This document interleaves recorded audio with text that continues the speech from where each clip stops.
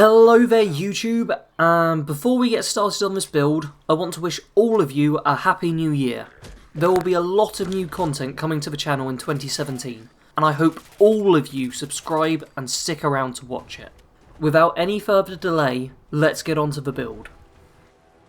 The engineer has Strength 3, Perception 4, Endurance 6, Charisma 1, Intelligence 9, Agility 5 and Luck 1.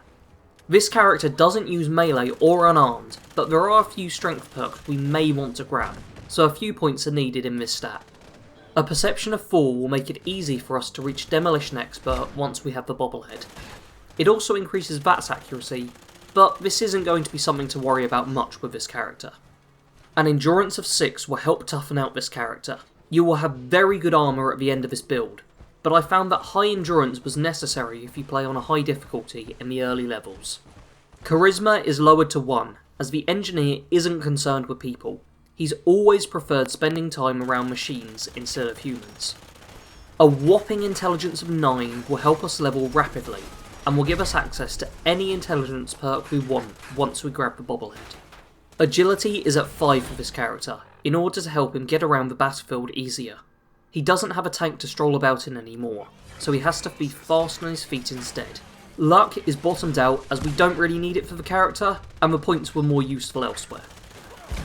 The essential perks for this build are Commando, Gun Nut, Science and Armourer. You will be using automatic weaponry to deal with your foes, so the Commando perk is required in order for you to kill quickly. Gun Nut, Science and Armourer are all crafting perks, and will be used to make your weapons and armour as formidable as possible. These will also help with building robots to travel with you or to guard your base of operations. The recommended perks are Demolition Expert, Adamantium Skeleton, Life Giver, Scrapper and Nerd Rage. Demolition Expert will give the character a bit more versatility in combat, and also adds to the crafting side of this build, letting you build incredibly dangerous explosives from scrap you find laying around. Adamantium Skeleton is a helpful perk that will stop your limbs from getting crippled. The perk is even more helpful for characters using Demo Expert, as there is a higher chance of accidentally damaging yourself with your own explosives. With this perk, you at least won't be able to cripple yourself with them too. Life Giver is a favourite of mine, and helps to beef up the build. The health regen is really nice to have, and will stop you from having to stim-pack as often. The Scrapper perk is a really good one for this build. With so many different crafting options to make use of, you will need a ton of components, and unless you are willing to spend hour upon hour looting every inch of the Commonwealth, you won't be able to get all the bits and pieces you need. With Scrapper, you just need to pick up all the guns you find and break them down for quick and easy crafting components. Nerd Rage is a perk that shouldn't get too much use with this build, but is still handy to have. If your health does drop low, then this perk will help keep you alive long enough to heal, take down your enemy, or disengage and send your robot in to tank the damage instead.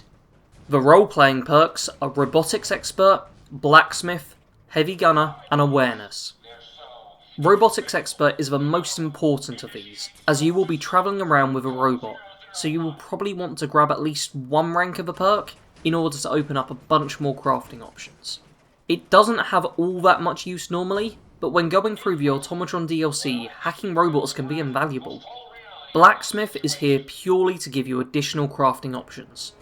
You'll have all the other crafting perks, so you may as well get this one too, just so nothing is out of your reach. This character doesn't use heavy guns as a main weapon choice, but sometimes it is nice to pick up a minigun or rocket launcher and start a shooting.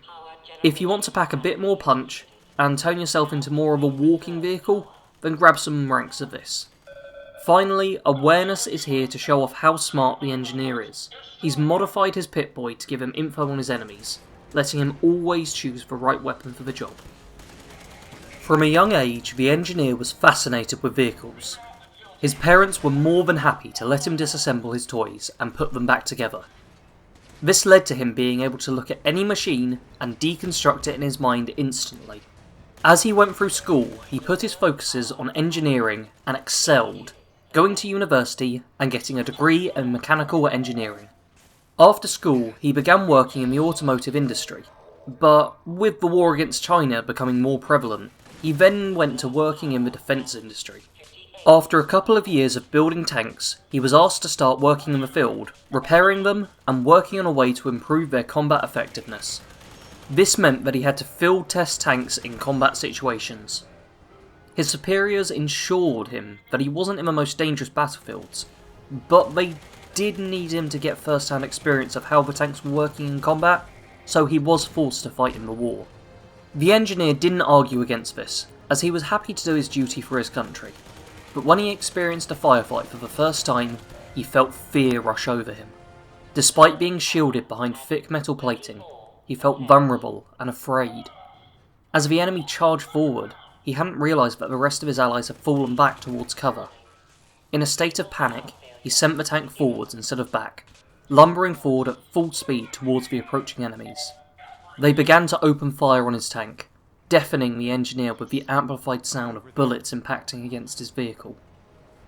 He closed his eyes and cowered, fearing that death would soon greet him. Instead, the sounds of gunfire began to fade, and were replaced with screams of pain and the snapping of bone. He glanced out through the periscope, and saw that he had ploughed straight through the enemy lines, crushing the Chinese infantry underneath the tank tracks. Fear was replaced with crazed elation at knowing he was still alive, and he began to purposely target the enemy soldiers, running them down and relishing in the sounds and feeling of them being crushed underneath him. The engineer had never been a violent individual, but fear drove him to relish in the death of others, making him feel superior to everyone else whilst he was inside of his powerful war machine.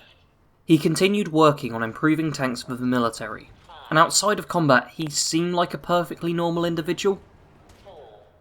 Whenever he became engaged in combat though, the red haze took over him, and he killed in a violent frenzy, relishing the sounds of bone and flesh being crushed by steel. Despite this, he was still able to live a life outside of the military, having a wife and enjoying a suburban lifestyle. One day his wife told him that she was pregnant, and he decided to leave the military in time to help raise their child. As we know, the war ends in nuclear annihilation, and when the engineer leaves the vault, he will turn to his military background to survive, using whatever technology he can lay his hands on. The engineer will join the Brotherhood of Steel and the Institute.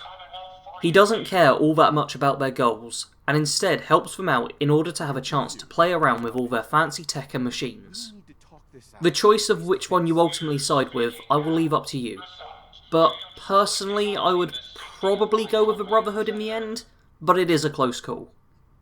You will also want to head to Nuka World and help out the operators. The engineer doesn't worry about having to kill people to get on the good side. He just wants to see what gear they've been working on and what they can make in the future. This character will travel the waste with a custom-built robot companion. Feel free to express yourself a bit whilst building this, but make sure it's plenty powerful. Switch out robots as often as you like, and remember that you can leave them at your base to help keep it safe. In terms of weapons, build yourself the best compact custom SMGs you possibly can. I'd recommend getting your hands on the Wastelander's Friend for a relatively powerful crippling weapon with a recon scope to mark enemies. The automatic Tesla rifle is also quite powerful at dealing with groups of weaker enemies due to its arcing effect. Protectron's Gaze is a fun version of a laser pistol to use, and works very well as an automatic. Finally, Splatter Cannon is pretty much the best automatic you can get your hands on, due to its high damage and furious legendary effect. To mod out guns to make them fit kind of the general aesthetic of this build, make sure they've got large mags but are small in size and easy to carry around. The armour for this build will be a heavy robot chest piece, sentry bot helmet, operator's heavy arms, and operator's legs. Underneath, you will wear the torn shirt and jeans. This gives the character some great resistances and an amazing aesthetic. This guy is easily one of the best looking builds, in my personal opinion. I modded all of this to max out damage resistance, and added dents to the pieces, but feel free to mod it as you see fit. For power armour, you will want to go with the legendary Tesla set, which will cover the torso and arms. For the legs and helmet, I'd suggest using XO1, for maximum resistances. I added titanium plating to all of the pieces. This will not only increase armour health, but it also helps to make the different pieces look like a full set instead of a ramshackle suit. Use the most advanced tech you can get your hands on to get every possible advantage over your enemies. Mod out all of your gear to be insanely powerful, and make sure to build a kick-ass robot to travel with. The engineer doesn't care about others, so don't worry about helping them out if you don't want to. But he also isn't evil, so you won't want to play quite like a standard raider. Instead, have moments of compassion every once in a while, but concern yourself mostly with getting on with your own objective of building badass robots. Thank you all for watching my latest build and my first video in 2017. I hope all of you will stick around through the year, and if you haven't already, subscribe to the channel and like the video if you enjoyed it. Leave a comment below with any type of content you would like to see this year. And thanks again to all of you who have been watching my videos up until this point.